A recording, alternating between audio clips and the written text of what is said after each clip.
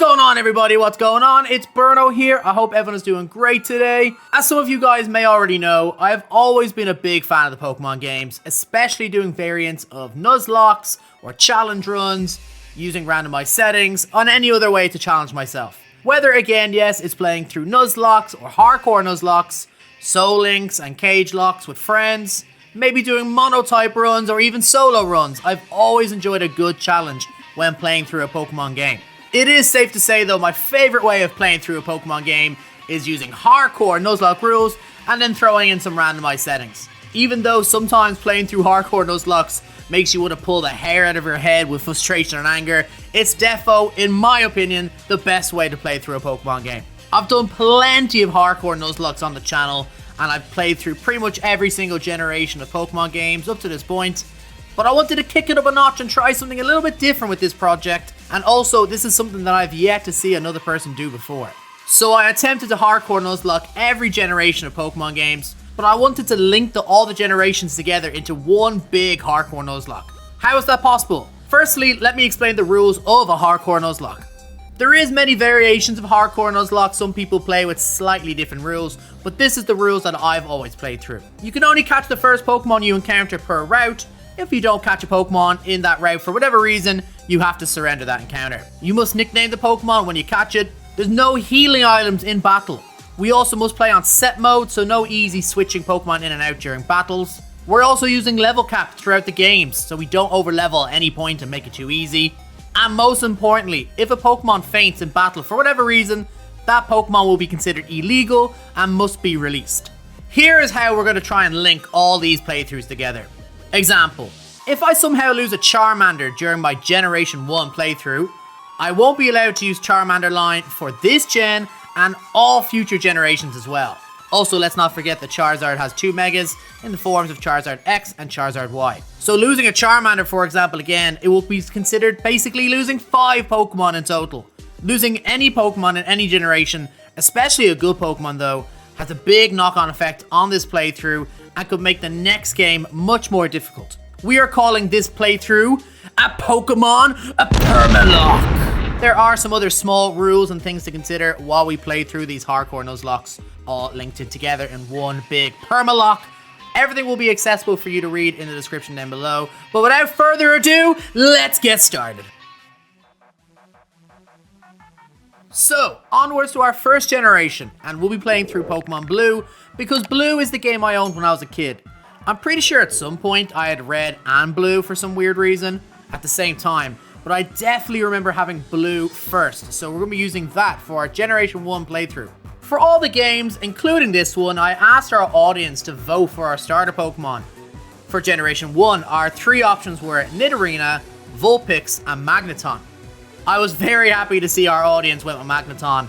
Even though it's not a steel type just yet, I still think it's the best Pokemon out of these 3 options. When reviewing our playthroughs at the end of the generation, here are just some of the things we're going to cover. What starter Pokemon we chose, as per selected by you guys, the audience. 2 or 3 best moments of the playthroughs. This might include some funny moment we had, encountering a shiny Pokemon, almost wiping out, etc. We'll also do a review of the Elite Four team that we used for that generation. And most importantly, how long did it take us to complete this generation, and how many Pokemon did we have permanently banned along the way. I'll also do a rating from 1 out of 10 in terms of how hard I found this generation, and what Pokemon I thought was the MVP of the run. One of our best moments from the first generation, although it was actually a very sad one, was seeing the first permanently banned Pokemon added to the list. Our first death was Beedrill, which we actually had to tactically sack against Brock, otherwise we probably would have wiped really early to his pincer.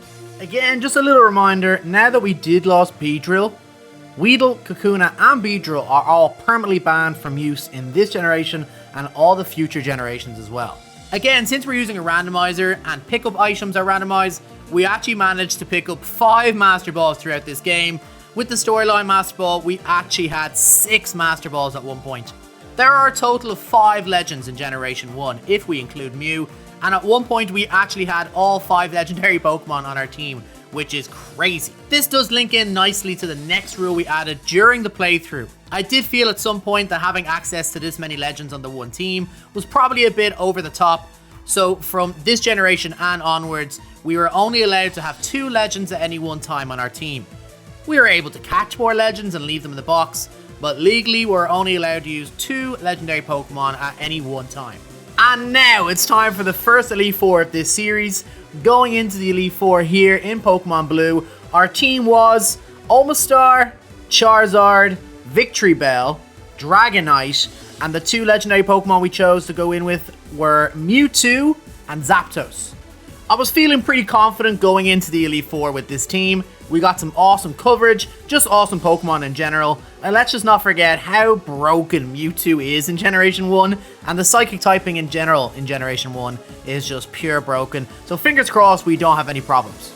We managed to smash through the Elite Four pretty easily actually, without losing any Pokemon along the way, which is always a plus. We finished Pokemon Blue in 8 hours and 6 minutes, and a total of 12 Pokemon were banned. This is an awesome result, especially for this generation that can be a little tricky because of bugs in Gen 1, and some of the typing matchups just make no sense at all in this gen, so that was a little confusing at some moments. And in the run in total, we didn't lose any Pokemon that I feel could really hurt us in the future gens, like Charizard or any of the legends that we encountered, so that's another reason to be happy about this Generation 1 run. I'm going to give Generation 1 a total of 6 out of 10 for difficulty. Wasn't too hard of a run. And our MVP no doubt was Mewtwo again in the Elite Four. This Pokemon is pure broken in Generation 1. Alright, so that is Generation 1 done and dusted. Without further ado, let's go to Johto and Generation 2. Welcome to the Johto region, guys, and welcome into Pokemon Silver. We chose to play Pokemon Silver for our Generation 2 playthrough. Again, this was the game I owned when I was a kid, and I really wanted to play it again. Our 3 starter options were a Togetic, Ghastly, and Piloswine. Again, my audience was kind to me by choosing Piloswine, but there was some early love for Ghastly, which would have made it very difficult to start because I believe he didn't have any other attacking moves bar Lick, so if we encountered a normal type we were screwed, so I was very happy to get the Piloswine. Very early on into this run we encountered a Pupitar, which I was delighted about. Tyranitar is one of my favourite Pokemon, but unfortunately we did lose Pupitar to a self-destructing Weezing, which does make this our first pseudo-legendary Pokemon to be permanently banned. Things sadly only really got worse from there. With only a Piloswine and a Magikarp, we were so close to the level cap of 9. Johto has really weird level caps, so we had to try the first gym as early as possible, so we did not go over the level cap. One of the trainers in the gym had an Entei, so we completely wiped to that, unfortunately. For clarification, guys, if we ever wipe out, all the Pokemon we lost when we wiped out are still considered permanently banned. If we happen to white out and we have Pokemon in the box, we can take those Pokemon out and continue our run with those Pokemon.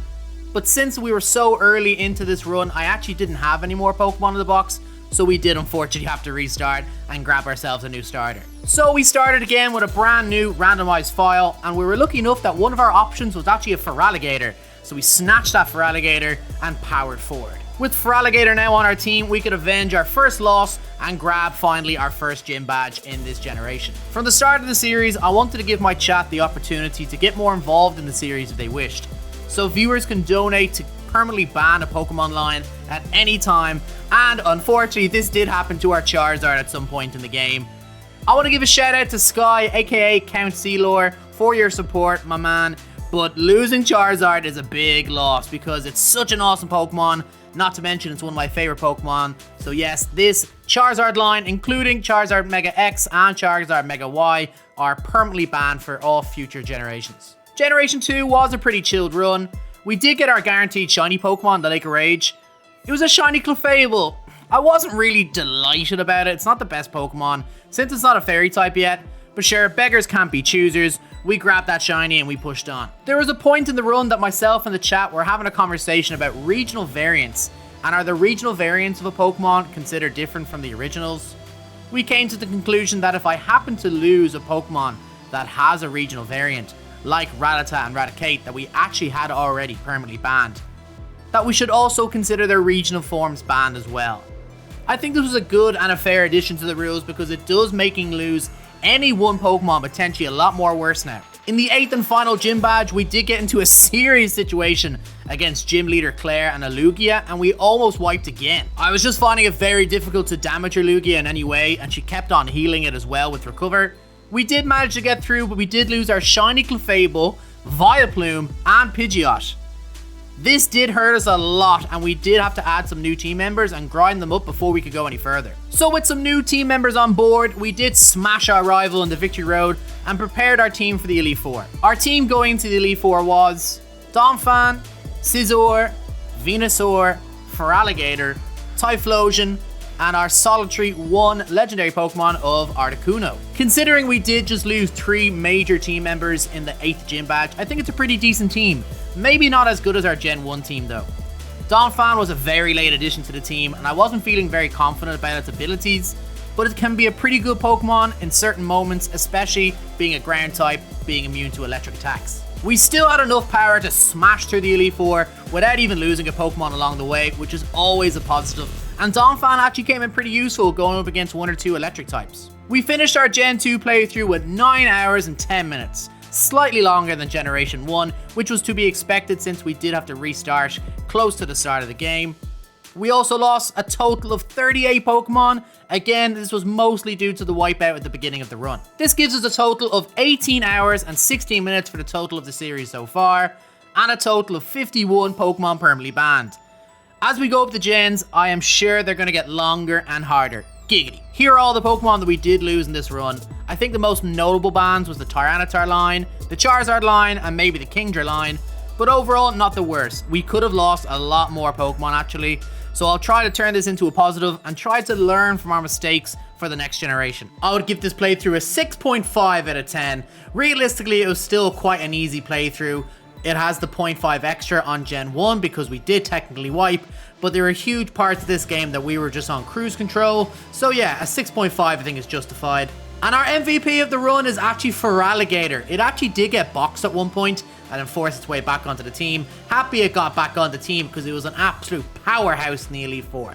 Alright, another generation is completed. Now let's go to Generation 3 and the Hoenn region.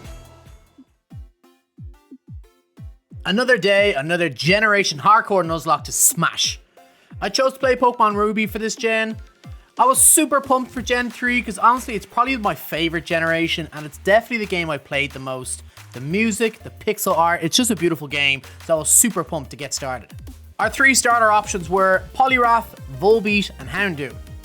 In hindsight, actually taking Poliwrath makes a lot more sense because if we take the Houndoom, our rival then takes the Poliwrath and he'll have the Poliwrath for the whole game.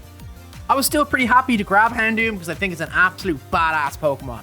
Nothing really massive to report until we got to the infamous rival fight just after we got the 2nd gym badge. This can be a run ender, and in our case it nearly was.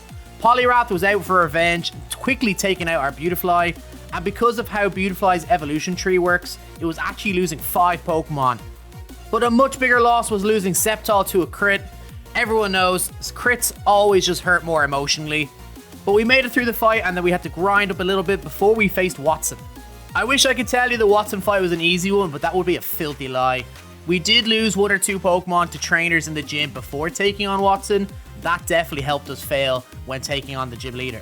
Watson's Venusaur was just too much for us to handle at that moment in time, and we ended up sadly wiping out again for the 2nd time in this series. And with no more Pokemon in the box, we had to restart all over again. We learned very quickly that attempt 2 of this Ruby Hardcore Nuzlocke was going to be very, very different when we found out that one of our starter options was actually Rayquaza. So of course we grabbed him, named him Raymond, and went forward. Funny randomizer moment, we actually did pick up a lucky egg, which is always awesome, but because we are using a level cap, lucky egg does have its restrictions because we cannot go over a certain level, but basically means that we don't have to grind as much, which is always a bonus because grinding can just be horrible to do. Another funny randomizer moment, we caught a Torchic that was actually holding a Master Ball. When you randomize a Gen 3 game, you actually aren't guaranteed to get a Master Ball since that item is actually randomized. So getting a Master Ball like this means we have a chance now to get our legendary Pokemon before the 8th gym badge. Speaking of that legend, it was actually randomized to a Mewtwo. So we threw our Master Ball, got that, put it on the team, and got our last gym badge. We then went to Victory Road, gave Wally a slap, and then prepared our team for the Elite Four. Our Elite Four team was a Kangaskhan, a Blaziken, Crawdaunt, Ampharos, and 2 legends of Mewtwo and Rayquaza. I was pretty happy with this team, honestly. 2 awesome legendary Pokemon in Mewtwo and Rayquaza, but you actually might not believe this, we actually lost. We made it all the way to Steven the Champion with all 6 of our Pokemon still alive. Steven's ace Pokemon is normally a Metagross, and weirdly enough, it was randomized to another Metagross, which is hilarious. I just couldn't damage this Metagross, so we ended up wiping out sadly again. So we went to the box, grabbed a whole new team and tried again. Our team for the second attempt was Steelix, Dragonite, Gardevoir, Milotic, Typhlosion, and Groudon. Maybe not as good as the first attempt team, but there is still a lot of power on this team. At the second attempt, we made it all the way to Steven and smashed him without even losing any Pokemon on the way. A bittersweet moment maybe, since we did lose a lot of Pokemon the first time out, but still a positive result. So we finished Pokemon Ruby in 14 hours and 43 minutes, a big increase from the last gen. We also got a total of 68 permanently banned Pokemon, another huge increase in permanently banned Pokemon, thanks to wiping out twice. So now in total we are at 31 hours and 59 minutes for the series, with a total of 107 permabanned Pokemon. Much higher than I wished at this point in time, but that is just how Nuzlockes go. Here are all the Pokemon we lost through Pokemon Ruby. Definitely the most depressing losses in my opinion were the two legends in Rayquaza and Mewtwo, but since we are moving on to the next generation, it does unlock more legends for us to try and catch. I'm going to give this run the highest rating so far of 8 out of 10 for difficulty.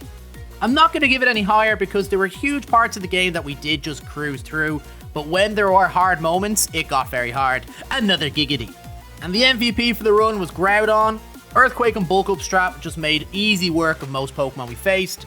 I won't be making that mistake again. I should have used it for the first attempt at the E4. With Generation 3 done and dusted, we now move on to Sinnoh and Generation 4. Welcome to the Sinnoh region, guys, and welcome to the region of the physical and special split. The previous 3 gens didn't have this split, which made for some confusing moments at some times when it came to deciding what attacks to use and what attacks we were receiving, so I don't have that excuse anymore. I also decided to play Pokemon Platinum. Why? Because it's just a far superior game. Our 3 starter options were Dugtrio, Articuno, and Vespiquen. Thank God my chat chose Articuno. Yes, it does have a 4 times weakness to rock, but as long as I just stay away from rock-type Pokemon, I should be fine, and it is a legendary Pokemon, so we take the Articuno and we press forward. Nothing major for us to report at the start of the game. We pretty much cruised our way through the first 2 gyms, with only getting a few deaths along the way. But something big did happen when Samurott Water Dragon, one of our members, donated for us to spin a Wheel of Death, and whatever Pokemon it landed on had to be permanently banned. I was happy to play along with this until the wheel landed on Leafeon, which means we not only lost Leafeon, but every single Eevee evolution, including Eevee, for all future generations. So that was a total of 9 permanently banned Pokemon from 1 donation. Thank you so much, Samurott, for your support, but my god, buddy, that hurt a lot. Also, remember when I said I wasn't really too worried about losing Articuno? It got absolutely smashed by a Vespiquen with Power Gem. Power Gem is a rock-type move, it's 4 times super effective. To say I was upset is an absolutely serious understatement. We did a little bit more cruising all the way up to the 7th gym. Before we took on the gym leader Candace though, we did run into some trouble. We lost our Electivire because this Pupitar survived on 1 HP from a low kick, but also I did forget that Pupitar is still a ground type until it evolves. We also did lose Dialga moments later to a Regigigas. 2 big, huge losses for the team. The pain does not stop there though. When we took on Candace, we did manage to beat her, but her Lucario did take out our Shaman to a huge surprise. So that was 3 big Pokemon we lost from our team in a very short space. So we had to get some new team members and do some grinding before we moved on. We did get a little bit lucky with another Master Ball pickup though, so that put us in a much better mood for sure. We then did use that Master Ball to catch our legend in this game, which was an Uxie.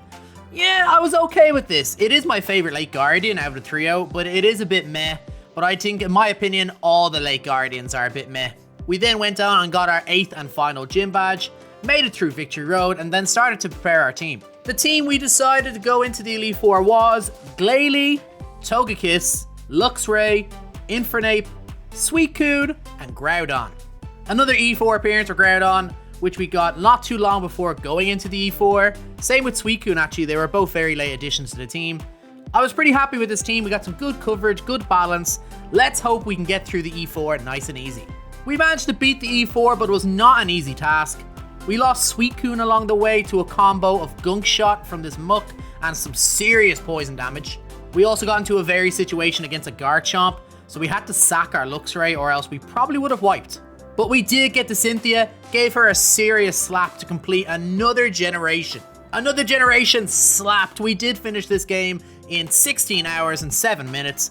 Another increase in time, which is to be expected since these games do get longer and longer. In this generation alone, we had 53 permanently banned Pokemon. It's still a pretty big number, but one positive is it's a smaller number than the last generation. So we just hit the halfway mark in the Permalocke series, and we are at 48 hours and 8 minutes in total with 160 permanently banned Pokemon. Honestly, I am a little bit disappointed in my performance in some moments in this generation and previous generation, but we still have a lot of awesome Pokemon available to us in the next generation. There were some awesome Pokemon that were banned from this run, and I think the most upsetting were the Wooper line, since Wooper and Quagsire are my favorite Pokemon, and we did actually lose 5 legends in this generation. But again guys, every time we do defeat a generation, it means that more Pokemon are unlocked in the next generation, so we still have some amazing options to choose from. I would give this game a solid 7.5 out of 10 in terms of difficulty. It wasn't as hard as our Pokemon Ruby run, but it was very, very close. And I reckon we have to give the MVP to Togekiss in this run. Togekiss is just an outstanding Pokemon, and it had Roost, and since we can't heal in battle because we're using Hardcore Nuzlocke's rules, this Pokemon was very, very useful. Sinnoh is done for another day. Now we power forward on the Gen 5 and the Unova region. Welcome to the Unova region, guys, and welcome to Generation 5 for our Pokemon Permalocke. This is one of my favorite games to play through. Call me an old man, but I do think after this generation, some Pokemon designs just start to get a little bit silly, in my opinion, and then some Pokemon are just absolutely straight up broken. This is just before all that stuff happens, so this is an awesome game to play through. Our 3 starter options were Rampardos, Gallade, and Noctowl. People that know me well know I have a serious soft spot for Noctowl for some very strange reason, but I was very happy to pick up the Gallade as well. Honestly, all 3 good options were pretty good to choose from. On paper though, I do think we got the best Pokemon in Gallade. Not my best moment early on into this playthrough. I was so certain I was able to catch this Swoobat in a Pokeball that I did risk my Gallade, and of course it didn't go very well. Things only really did get worse from there. In our first end fight, the man had a level 7 Rotom fan, which I simply couldn't take down, so we had to add another wipe to the counter. That's 4 wipes so far, and I'm gonna be honest, there's probably more to come. So we started again with a new randomized ROM, and one of our options was an Archeops, so we snatched that. Just another reminder about Archeops, its normal ability is the ability Defeatist, which absolutely handicaps the Pokemon. So since we're playing a randomizer, it doesn't have this ability, so it's basically a legendary Pokemon this early into the game, so I was delighted to grab this. Honestly, we actually flew through this game and didn't really have too much problems along the way, while building a pretty awesome team. Nothing really worthwhile mentioning, while getting all of our 8 gym badges. The stress and the pain did start though once we had all our 8 gym badges. We were lucky enough to catch a Palkia using our Master Ball, and would you believe we actually lost it in the first fight. Palkia came up against a Mew that used Transform. I probably should have swapped out the Palkia, but I didn't predict that the Mew was going to outspeed, use Dragon Claw, and crit us. Not my finest moment at all there. Sadly, I'm going to have to add another one of our not so finest moments to the list. This moment was losing our starter Pokemon Archeops. When it came up against a Scraggy, I put it to sleep, but it woke up in turn 1 and finishes off a Crunch. I started to feel like our Generation 5 run was starting to come crashing down. I tried to stay positive. We did get ourselves out of Victory Road, and we started to prepare our team for the Elite Four. Our team for the E4 in Generation 5 was Raichu, Golduck, Scrafty, Hydreigon, Crobat, and Victini. I felt this team could have been a little bit better, but it definitely isn't a bad team. Losing the Archeops though did hurt us a lot because it was such a powerhouse throughout the run up until now. But we still have some really powerful Pokemon like Hydreigon and like Victini, so fingers crossed we should have enough power to get through the Elite Four without any problems. The first 2 Elite Four members we absolutely slapped silly, but it was the 3rd Elite Four member that we started to have some problems. This trainer had a Terrakion that really gave us some serious issues, and it ended up taking out 4 of our Pokemon before we could then take it out. I just couldn't outspeed it, and most of our Pokemon just get one hit KO'd by it. But yes, we did manage to get through, but this battle left us with only 2 Pokemon left for the final E4 member. With only Scrafty and Hydreigon left, I had to be very, very careful in this final Elite Four member fight. Lucky enough though, we did manage to get through it and we didn't lose either of our 2 Pokemon left. Thank God for that. In this game, you actually have the chance to access the PC before the final 2 fights. So we went there, rebuilt our team from the Pokemon from the box. Our new team was Volcarona, Pelipper, Scrafty, Hydreigon, Garchomp, and Muk. Not a bad set of Pokemon, but probably not as good as the original team. But with a bit of luck, we should be able to finish strong. We did actually manage to finish strong, but we did lose the Scrafty along the way. A very stressful ending to a mostly chilled run. We finished Generation 5 in 17 hours and 43 minutes, with a total of permanently banned Pokemon of 44 Pokemon. This permaban number was a lot lower before going into Elite 4, but again, the main thing is that we got the job done. This leaves our total for the series currently at 65 hours and 52 minutes, with a whopping total of 204 permanently banned Pokemon.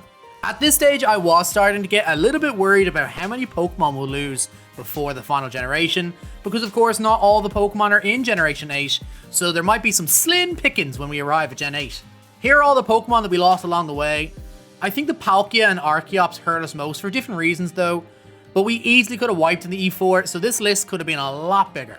I'm going to give Generation 5 a total of 8 out of 10 for difficulty. It probably wasn't as difficult as Generation 4 in a whole, but until we got to the Elite 4 changed everything. Our MVP was definitely Hydreigon.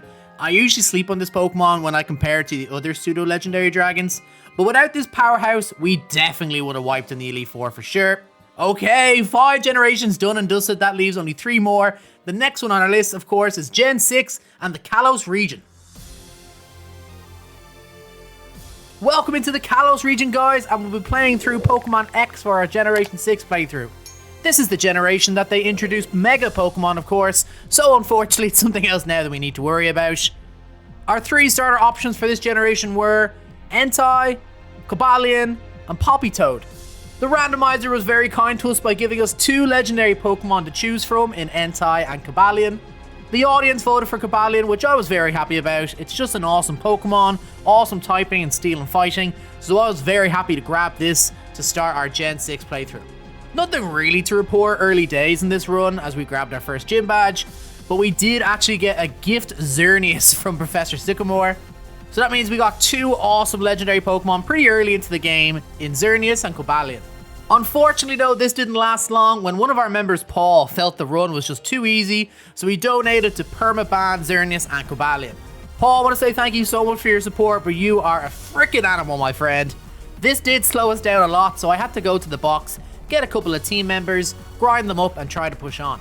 But would you believe, 6 generations into our run and almost 72 hours on the clock, and we finally encountered our first full odd shiny Pokemon with the shiny Piplup. I was absolutely ecstatic with this shiny.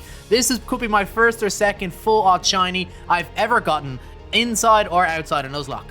And of course we're playing Shiny Claw, so I was able to catch this and add it to the team. It's just an awesome Pokemon line and an awesome shiny as well. We had a serious near-death experience when facing one of our rivals just before the 3rd gym badge. This rival had a Deoxys defense form which just really walled my entire team. Also worth mentioning that this Deoxys had the ability Parental Bond, and it kept using Nightshade, which was basically just doubling the damage of Nightshade, so it was 2-shotting every Pokemon we had. We lost half of our team, but we did manage to get through this battle somehow. Again, nothing really to report as we pushed through the game, grabbing as many gym badges as possible, until we got to the point where we catch our legendary Pokemon for this game, and it was the return of Groudon. This Pokemon just loves being on our team. Sadly though, we did experience one of the biggest losses I've ever felt through a Nuzlocke, which when we lost our shiny Empoleon to the Groudon. This moment still hurts to this day, to be honest, I'm not gonna lie. After we caught the Groudon, we did go and get our final gym badge. We pushed our way through Victory Road and started to prepare our team for the Elite 4.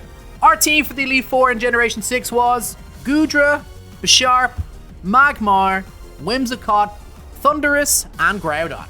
I think this was Groudon's 4th appearance coming into the Elite 4. I was very confident in this team, but I'll tell you that Whimsicott had the ability Parental Bond, which is just incredible, and Thundurus actually had the ability Huge Power. So I felt with these 2 Pokemon and the Groudon on our team, I didn't think I need to worry too much. Unfortunately though, in the first Elite Four trainer battle, we did lose our Goodra to this Kyogre, which had the Drizzle ability, which is proper broken. But we did manage to take down the Kyogre and not lose any more Pokemon in this battle. After this scare, it was pretty easy sailing on our way to the champion, and we did give Diancie a serious slap as well. And just like that, guys, we have defeated Generation 6 in our Pokemon Permalocke. We finished the Kalos region in 16 hours and 47 minutes. Strangely, we actually finished this game quicker than we finished Generation 5. We also finished with 30 permanently banned Pokemon. This is an awesome result and another reduce in permanently banned Pokemon when comparing Generation 6 to Generation 5. This leaves us with a current total of 82 hours and 39 minutes for the Permalocke, with a total of 234 Pokemon permanently banned. Honestly, we really needed this generation to go well after losing so many Pokemon in the first couple of generations, so I was delighted with this result. I don't say this in a salty way, but I do believe if we didn't lose Xerneas Cambalion so early into the game, I really do think this would have been our easiest run so far. I'm going to give this generation a total of 7 out of 10. A quick reminder though, guys, our highest rating we've given so far is 8 out of 10 for Pokemon Ruby. I couldn't just give the MVP award to just one Pokemon in this run, so we're going to share the reward with Thundurus and Whimsicott. They both deserved it. Two awesome Pokemon with two awesome abilities made this E4 run an absolute breeze. Guys, can you believe there's only 2 generations left of our Pokemon Permalocke? So guys, we're going to move on to the Alola region and Generation 7. Welcome to the beautiful Alola region, guys, and welcome to my first ever playthrough of a Pokemon Generation 7 game. Honestly, I don't really know why I never played any of the Gen 7 games until now, but I'm super excited to get this one going. But since this is my first time playing through this game, I am sure there's going to be a few surprises for me. Our 3 starter options for this generation were Noivern, Pachirisu, and Crocodile.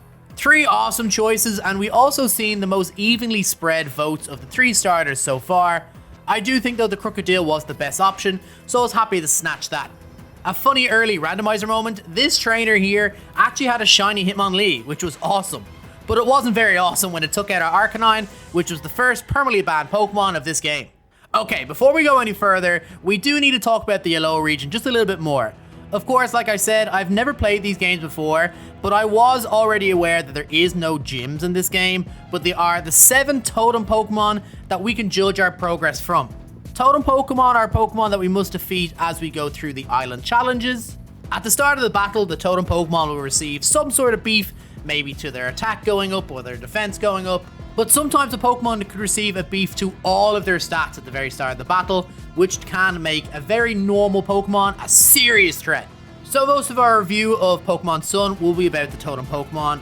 We got pretty lucky in the first totem Pokemon fight, which was a Gothitelle, and we managed to take that down without getting any deaths. The second totem Pokemon was an Electros, which got a +2 attack at the very beginning of the battle. But honestly, at this point in the game, I didn't really understand what benefits a totem Pokemon can actually get. So it did surprise me with its attack power, and it took out our starter Pokemon Crocodile, which hurt us mentally a lot. But we did manage to get through this challenge without losing any more Pokemon. The next totem Pokemon was a Quillfish. At first glance I thought, it's just a Quillfish. But once it called its ally Vikavolt, I realized this is going to be a very hard battle. It was just a really awkward typing combination that just did really well against my team currently. And unfortunately, we did end up wiping out again for the first time in Pokemon Sun, but the 4th time in the Pokemon Permalocke series in total. But in the next stream, we did build a new team from Pokemon The Box, tried the trial again, and we actually managed to get through it without losing any more Pokemon. The next totem Pokemon was a Wishiwashi, and as the battle starts off, it gets a +3 in all of its stats at the very start. Yeah, you heard me right, +3 on everything, which is crazy. Honestly, I didn't really see it happening, so initially I thought this was going to be an easy fight. But yes, you would think it's only a Wishiwashi, surely Burnow can slap it. Nope, of course not. We wiped again, unfortunately, to the combination of Wishiwashi and Marshadow, making it a 5th total wipeout. After wiping out again, myself and the chat had a discussion that if I continue to use the level cap as it is, there's a huge possibility I would wipe out every single time going up against any of the totem Pokemon. So we gave ourselves from here on out a soft level cap of +3 for the rest of the totem Pokemon battles, but I was actively not allowed to try and abuse that +3. With this extra cushion, we did try to defeat the Wishiwashi again, and we were successful, but we did lose Sepstrica along the way. Again, with these extra couple of level cushion, we did swing momentum back in our way. The 5th totem Pokemon was actually a Gigalith, which I was initially worried about, but we destroyed it without losing a single Pokemon. The 6th totem Pokemon was a Staryu, and we also gave that a slap without losing any Pokemon. Okay, we might be back on track now. Guess what? I was wrong. At one point, we were ambushed by Island Master Manu, and he challenged us to a surprise island challenge battle. I did not know this fight was coming up, so I was not prepared for it. The man's first Pokemon was a Rayquaza, and he actually had a Golurk as well. Obviously 2 very difficult Pokemon, but surprised the Golurk was actually a lot harder to take down. For some very strange reason, his Golurk just outspeeded all of my Pokemon and pretty much one-shotted everything as well. So unfortunately, we did actually wipe again for the 6th time in the series in total and the 3rd time in this generation alone. Again, because this is a blind playthrough, I was caught off guard a few times. We brushed ourselves off, we got a new team, we challenged Manu again, and we avenged our fallen comrades by beating him the 2nd try. And the final totem Pokemon was Typhlosion, which we managed to give the Slaparoos to without losing any Pokemon. Okay, so that's all the totem Pokemon done and dusted now. I guess we're on our way to the Elite Four, yeah? Guess what? Another surprise. Another lovely surprise was I didn't know before heading into this battle against Luzamine that all of our Pokemon are considered totem Pokemon, so they all get boosts to their stats. I was pretty certain I was going to wipe out once again, and that easily could have happened when she sent out her ace Pokemon, which was a Salamence. But the Poke Gods threw me a bone by giving the Salamence Truant, and the AI choosing Flamethrower for some very strange reason, so we managed to take out the Salamence and survive this battle. My heart was absolutely racing through this. I was very, very certain we were going to wipe out again. After I screamed into a pillow for a few minutes, I made my way to Victory Road, gave that a slap, and started to prepare our team for the Elite Four. Our team for the Elite Four in Generation 7 was Emboar, Altaria, Greninja, Shiinotic, Raikou, and Yveltal. I was pretty happy with this team, but after wiping so many times and having to chop and change our team so often, there's a lot of Pokemon on our team that didn't gain any EVs from battle, like Shiinotic and Emboar, but I do feel with the power of Raikou and especially Yveltal, I felt we're going to be okay. Before I went into Elite Four though, it's worth telling you guys that I did remove the +3 soft level cap because I felt we didn't need it anymore since we weren't going up against any more totem Pokemon. Honestly, I kind of wish I had more to tell you, but all I can say is Yveltal is just such an amazingly good Pokemon. I pretty much just soloed using Yveltal all the way to the champion battle against Kukui. We gave him the Slaparoos, and just like that, dudes, we have defeated the Elite Four in Generation 7. We had a pretty awesome finish to a super difficult run in the 7th installment of the Permalocke. We finished Pokemon Sun in 25 hours and 12 minutes. I cannot believe this was actually over 24 hours. This is a huge increase of time compared to the last generation, and for the same reason we finished on 80 permaban Pokemon. It's because we wiped 3 times along the way. This really slowed us down, but honestly at this point I didn't care. I was just so happy that this generation was finished. I actually cannot believe it. We broke 100 hours, guys. We're on 107 hours and 51 minutes of total time played. Honestly, I didn't think we would break the 100 mark when we started this series, but we have been slowed down multiple different times, especially from this generation. And we got a combined total of 314 permanently banned Pokemon, a much higher number than I suspected, but sure, it is what it is. I do believe we still have plenty of good Pokemon to choose from once we start Generation 8. Here are the Pokemon we lost along the way. Honestly, once again, there's just so many good Pokemon to choose from. I don't really know what our biggest loss was. Maybe you guys can tell me down in the comment section down below. What do you think the best Pokemon from this list is? I'm going to have to give this game a 9.5 out of 10 for difficulty, the highest rating we've given a game so far. Honestly, totem Pokemon are just absolutely ridiculous. Once again, it can make a very normal Pokemon like Wishy-Washy a serious issue. Easy decision, I'm giving the MVP award to Yveltal. I say this Pokemon did 95% of the heavy lifting in the Elite Four, so well deserved MVP award for this Pokemon. I am so happy to see the end of Generation 7, and we only have one more generation to go, guys. So without further ado, let's head our way to Generation 8 and Galar. I cannot believe, guys, we are here. We're in the 8th and final generation of our Permalocke series. It's been a wild series so far. Let's see if this generation offers up any more twists and turns. I was a little worried at the beginning of this gen because I did say in a previous part of this video, not all the Pokemon from Generation 1 to 7 is in this game. But after taking some time to compile a list of all the Pokemon that are available to me in Generation 8, I found out we still have a lot of Pokemon to catch, so this can be down big time. Our 3 starter options for Pokemon Sword was Arcanine, Clang, and Thieful. Since Arcanine is a permanently banned Pokemon, I didn't even bother putting it into the poll as an option. Clang was the clear winner. I was pretty happy with this.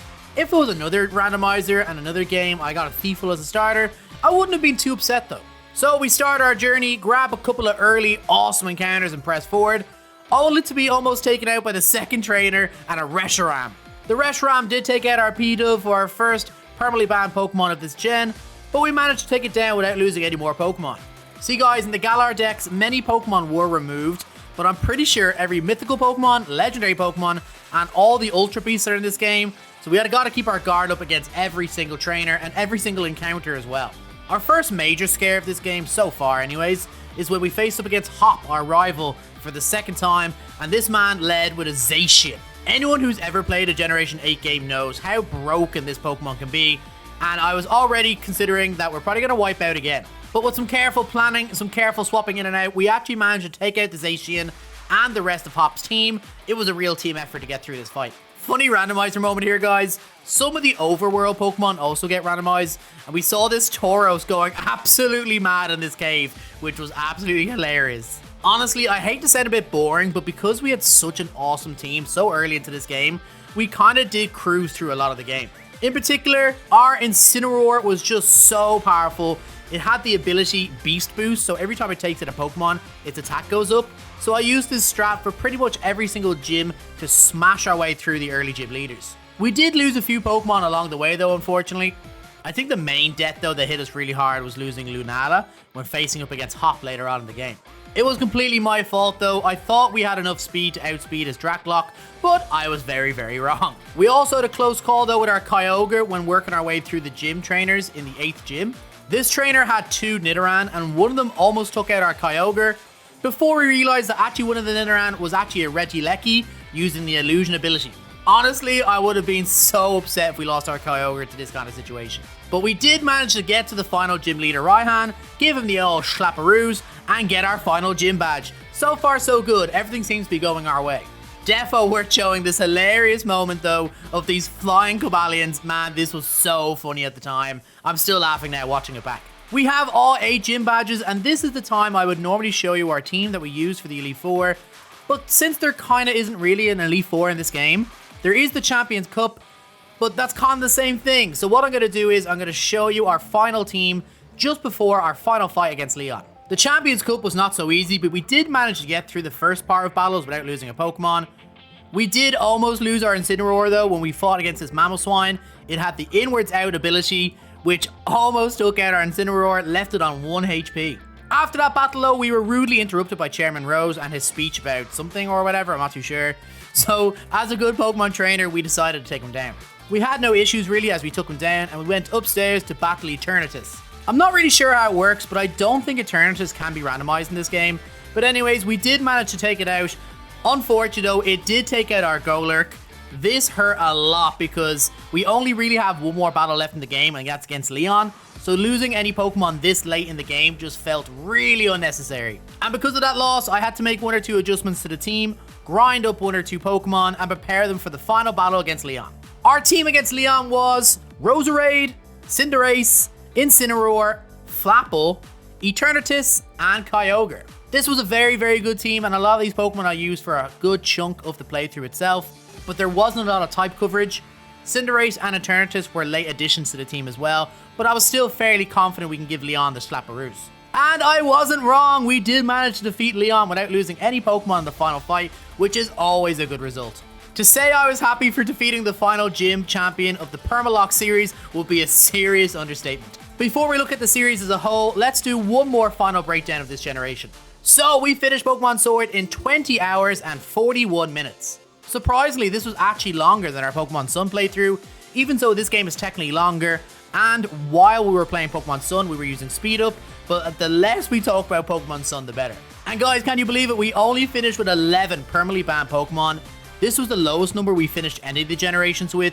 which is kind of crazy since the amount of legends we came up against in Generation 8. We're kind of skipping a step here, guys, but here's the list of all the Pokemon that we lost in Generation 8. Honestly, the only Pokemon really worth bringing up again was unfortunately the Lunala. That hurt a lot. I'm going to give this game a 7 out of 10 in terms of difficulty. This might be a bit of a cruel low rating because we did have some moments throughout the playthrough that were tough, but our team was just so good, and with only 11 permanently banned Pokemon, I wouldn't really feel it's right to give this a higher rating than some of the other games we played through. Well, there you have it, guys. We've completed all 8 generations of Pokemon games back to back in one big old playthrough. And here are the final results of the series. We finished our Permalocke series in a whopping total 128 hours and 32 minutes. Honestly, I knew Generation 8 was going to be a long one, but Pokemon Sun absolutely was the biggest factor in our total time for a number of reasons. The same can be said for the total of permanently banned Pokemon we finished with. We finished with a total of 325 permanently banned Pokemon. This number is much higher than I expected. I have no doubt though, if I was to do this series again, which only a madman would do this series twice, I feel I would be able to do this series a lot faster and with a whole lot less deaths. But honestly guys, I'm just so happy to be able to tick this off the PokeTuber bucket list, and I had the most fun ever doing this series as well, so that's a win-win in my book. This was one hell of a project that took us 46 streams and just over 4 months to complete, but honestly this was the best Pokemon series I've ever done. I encourage all PokeTubers and Pokemon fans in general to try this series for yourself. Guys, you'll find in the description of this video there should be a link to a Google document that you can access, and it has all the details and rules of the Permalocke series so you can try it for yourself. In that document, there's also a list of all the Pokemon in every generation. You can actually download this document for yourself so you can keep track of all the Pokemon that you lose as you go along. I would love to see your results, guys, at the end of your attempts of a Permalocke series so we can compare your results with mine. You can share your results here in the comment section of this video, or better, on the Discord. There's a link to the Discord also in the description. But that's all for me, folks, today. I hope you enjoyed this video. If you did, please drop a like on the video, smash the crap out of the subscription button, and comment down below what was your favorite part of the series. We stream here 4 or 5 times a week, and you know we'll be smashing out some Pokemon Scarlet and Violet when it comes out, so make sure you jump into a stream and tell me you came from this video. But that's it for me, guys. Thank you guys so much for watching, and I hope you all have a wonderful day.